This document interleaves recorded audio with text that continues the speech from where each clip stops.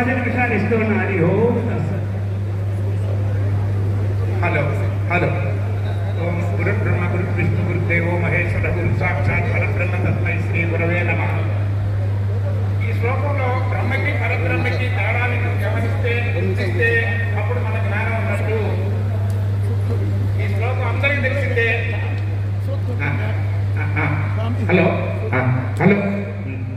శ్రీ గురు బ్రహ్మ గురు విష్ణు గురుదేవో మహేశ్వర గురు సాక్షాత్ పరబ్రహ్మ అని చెప్పిన దాంట్లో బ్రహ్మకి పరబ్రహ్మకి తేడా గుర్తిస్తే మనకి జ్ఞానం తెలిసినట్టు లెక్క.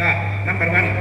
తర్వాత భగవద్గీత ఒరిజినల్ శ్లోకాలు 751 అయినప్పటికీ అనేక రకాల వ్యాఖ్యానాలతో కొన్ని వందల భగవద్గీతలు ఉన్నాయి. ఏ భగవద్గీతలో కూడా శ్రీకృష్ణుడు పలికెను, శ్రీకృష్ణ భగవాన్ పలికెను, శ్రీకృష్ణ పరమాత్మ పలికెను అనే మాట ఎక్కడా లేదు. కేవలం శ్రీకృష్ణుడు శ్రీ భగవాన్ వాచ అనేది మాత్రమే ఉన్నది. అట్ట మీద మాత్రం కృష్ణుడు బొమ్మ ఉంటుంది, రథం ఉంటుంది, యుద్ధభూమి ఉంటుంది. కానీ భగవద్గీతలో అత్యంత గొప్పగా చెప్పబడిన భగవద్గీత, ప్రపంచంలో అన్ని మేధావులు సైంటిస్టులు కూడా మెచ్చుకున్న భగవద్గీతలో లోపల ఎక్కడ శ్రీకృష్ణుడు అనే పేరు లేదు, భగవాన్ అనేది ఉంది. సో అట్ట మీద ఉన్న కృష్ణుడికి లోపల చెప్పబడిన భగవంతుడికి మధ్య తేడాన్ని గుర్తిస్తే కూడా మనకి జ్ఞానం అందినట్టు, లేకపోతే అందినట్టు కాదు. భగవంతుడు అందరిలో ఉన్నాను, సమానంగా ఉన్నాను, మార్పు లేకుండా ఉన్నాను. మారే శరీరంలో మార్పు లేకుండా, నాశనమయ్యే శరీరంలో నాశనం కాకుండా అందరిలో మూలములో ఉన్న నన్ను ఎవరైతే గుర్తిస్తారో వాడికి మరణం లేదు. ఎందుకంటే జ్ఞాని నేను ఒకటే, జ్ఞాని నేను ఒకటే. ఇంద్రియాణి పరాణ్యాహు ఇంద్రియేభ్యః పరమనః మనసస్తు పరా బుద్ధి యో బుద్ధే పరతస్తు సహా.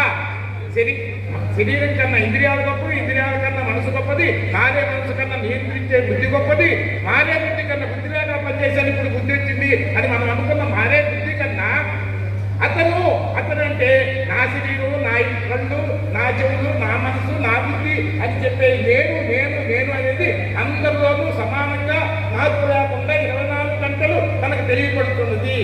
మనకు అనేక నేను ఉంటాయి. ఈ శరీరం చూసి ఆడ మగ అనుకుంటాం, కానీ 24 గంటలు నేను ఆడని గుర్తు రాదు, నేను మగాన్ని గుర్తు రాదు. అప్పుడప్పుడు మాత్రమే గుర్తు వస్తుంది. చిన్నప్పుడు ఆడ మగ తేడా కూడా ఉండదు. ఆఖరికి నేను ఆడ నేను మగ అనేది కూడా తప్పు. నేను అనేదానికి ఆట లేదు, మగ లేదు, కులం లేదు, మతం లేదు, ప్రాంతం లేదు.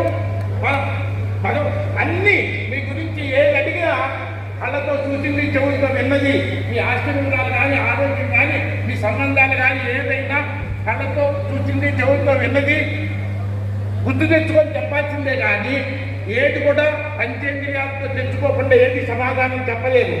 పంచేంద్రియాలతో పని లేకుండా ఉన్నది తెలియబడుతున్నది ఒకటి. చిన్నప్పటి నుంచి నా ఎత్తు, నా లావు, నా బరువు, నా మనసు రాయి అన్ని మారినా చిన్నప్పుడు ఆ నేనే ఈ నేను అంటారు తప్ప ఆ నేను వేరు ఈ నేను వేరని ఎవరందు. ఏ మార్పు లేని నేను ఉందో అది ఒకటి, అది అందరిలో సమానం. అదే భగవంతుడు. నేను అదే సత్యము. నేననేది మార్పు లేదు, అనేది ఒకటే సత్యము. నాది అనేది ఏది సత్యాలు కాదు.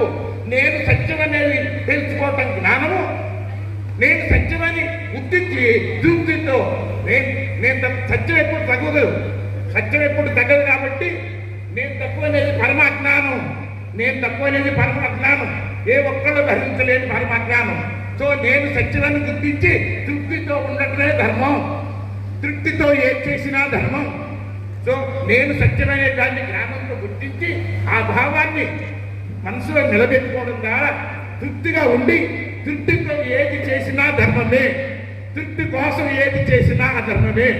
సో అందరిలో మార్పు రాకుండా నేను అనేది అక్షరం. ఏదైతే మార్పు లేదో సత్యం, సత్యం ఒక్కటే నాశనం కానిది. బయట రాసిన అక్షరాలన్నీ చించితే పోతాయి. నేను అనేది ఒక్కటే నాశనం కానిది. నేను అక్షరము అనే భావాన్ని మారే మనసులో, మారే బుద్ధిలో మాటికి గుర్తు చేసుకునే అభ్యాసమే అక్షరాభ్యాసం. ఈ అక్షరాభ్యాసం ఉన్న వాళ్ళకు నేనేమైపోతానని ప్రశ్న ఉండదు. నేను సత్యం, నేను అక్షరం అనే భావాన్ని మారే మనసులో, మారే బుద్ధిలో మాటికి గుర్తు చేసుకునే అభ్యాసమే అక్షరాభ్యాసం. దీంతో నేను తక్కువనే బాధలు పోతాయి, నేనేమైపోతానని భయాలు పోతాయి. భయం బాధ లేని వరకు మనసులో శరీరం ఉన్నంతకాలం దైవత్వం పెరుగుతుంది. నేను తక్కువ అనుకున్నవాడు బాధతో భయంతో రాక్షసత్వం పెరుగుతుంది. సో నేను సత్యం, నేను అక్షరం అనే మాటిని మాటికి మనసులో బుద్ధిలో గుర్తు చేసుకునే అభ్యాసం మీరు అందరూ చేయాలి. మన టీచర్స్ కూడా పిల్లలకు చెప్పాలని ఎంతో ముగిస్తున్నాం. నమస్తే.